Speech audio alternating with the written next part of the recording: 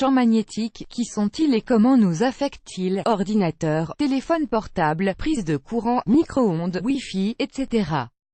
Tous ces appareils que nous utilisons quotidiennement et qui nous rendent la vie plus facile génèrent aussi dans leur environnement des champs électriques qui ont un impact négatif sur notre santé, nous causant des problèmes comme l'insomnie, l'anxiété, les allergies, la peau sèche, etc. Dans cet article nous expliquons ce que sont ces champs, comment ils nous affectent et de quelle manière nous pouvons les éviter pour continuer à profiter de l'utilisation de nos appareils préférés sans qu'ils ne soient nocifs à notre santé.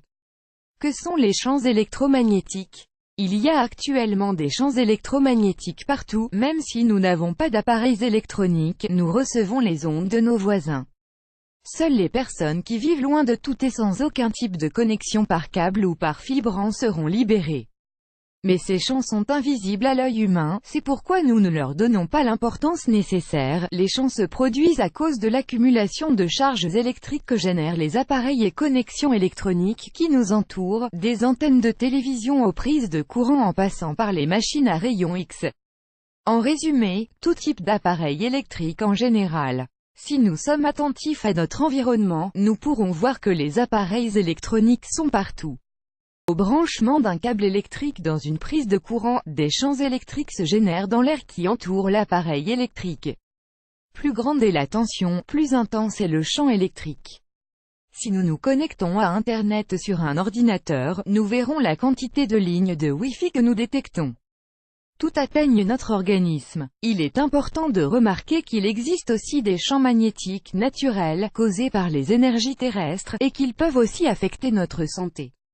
On peut aussi les éviter en grande partie grâce aux conseils que nous donnons dans cet article. Comment ces champs nous affectent?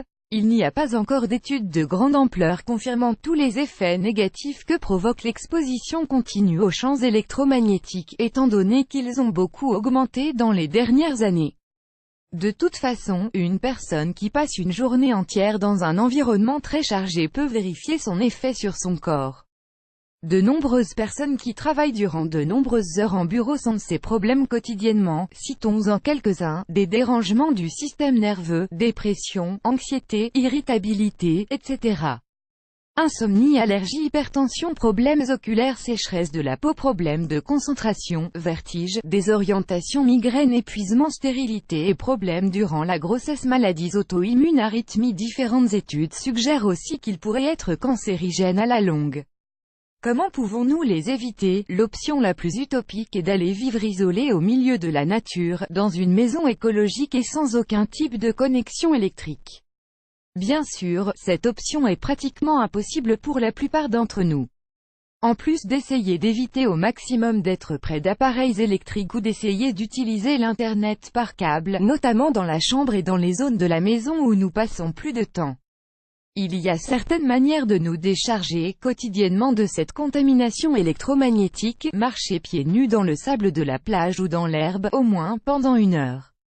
Tenir dans ses bras un arbre pendant au moins 15 minutes, dormir avec une couverture en laine de mouton naturelle au-dessous du lit, puisqu'elle agit comme un isolant, acquérir des produits isolants des ondes électromagnétiques, il en existe par exemple pour les téléphones mobiles, utiliser du cuivre pour fabriquer des isolants naturels, des vêtements avec fil en cuivre, des bracelets en cuivre, etc. puisque le cuivre a des propriétés protectrices contre ces ondes.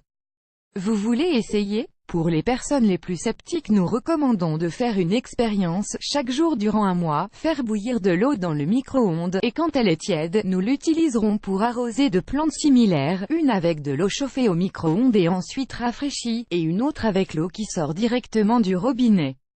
Au bout de quelque temps, nous verrons comment évolue chacune d'elles. Il est possible qu'une ne survive pas ou ne se développe pas de la même manière. Image par courtoisie de Paladin 27i Photo Touring.